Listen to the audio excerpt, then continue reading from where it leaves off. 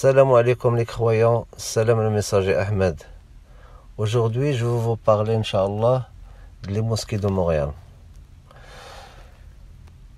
J'ai rencontré beaucoup d'imams, beaucoup de docteurs, beaucoup de leurs savants et j'ai fait beaucoup de vidéos avec eux. Et voilà, c'est toujours très lent, c'est toujours n'importe quoi, bref, j'ai pas publié toutes les vidéos. Il y en a que je suis vraiment gêné de les publier. Tellement ils disent, tellement, comment dirais-je là, le coffre, comment il dit Ahmed Moualek, il sort de leur gueule, c'est incroyable. Et ces gens-là, bref, comment ça marche? Pour être un imam il faut que tu vas aller étudier dans une école. Et lorsque tu vas aller étudier dans une école, maintenant la capitale mondiale c'est Rabat, c'est le Maroc, ok. Et ces gens-là, ils vont apprendre le Coran par cœur, d'accord. Et après ça, ils vont plonger dans le hadith, le Bukhari, le Shafi'i, le Maliki, anyways. Plein de livres, mais ceux-là, mais ils ont aucun savoir sur le Coran, aucun. Moi, lorsque je parle avec ces gens-là, toujours ils t'amènent vers Sunna. J'ai dit, monsieur, s'il vous plaît, convainc-moi avec la parole de Dieu, pas avec la parole d'humain. Un humain, c'est pas l'écriture de Dieu, pas l'écriture des humains. Aucun bagage. En plus, aucun respect. Ces gens-là, lorsque je parle avec eux,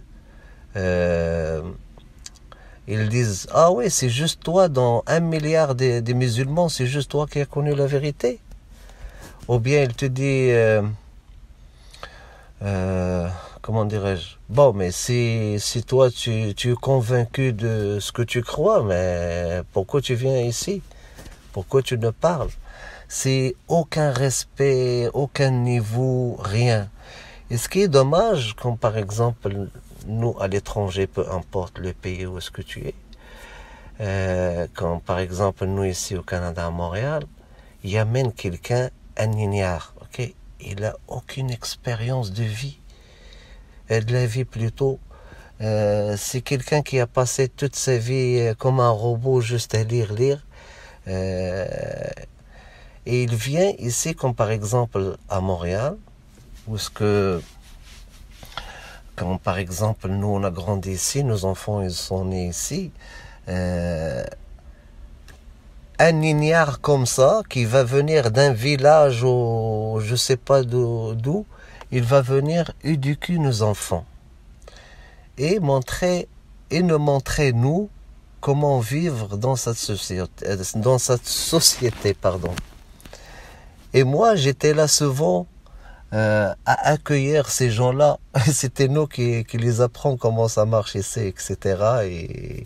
Et voilà, quelques mois, le gars, il prend contrôle. Mais moi, je savais pas. Je croyais que c'était ça la vraie religion.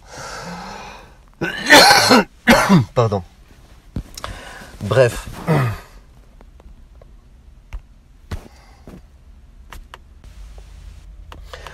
Et je veux vous parler aussi de l'autre côté de ces mosquées, comment ça marche. Premièrement, ok, moi j'étais avec des gens, j'étais dans les mosquées ici à Montréal, j'avais des amis, je croyais que c'était des bons amis, mais eux ils travaillent tous pour le service secret, et c'était service secret marocain ou bien algérien.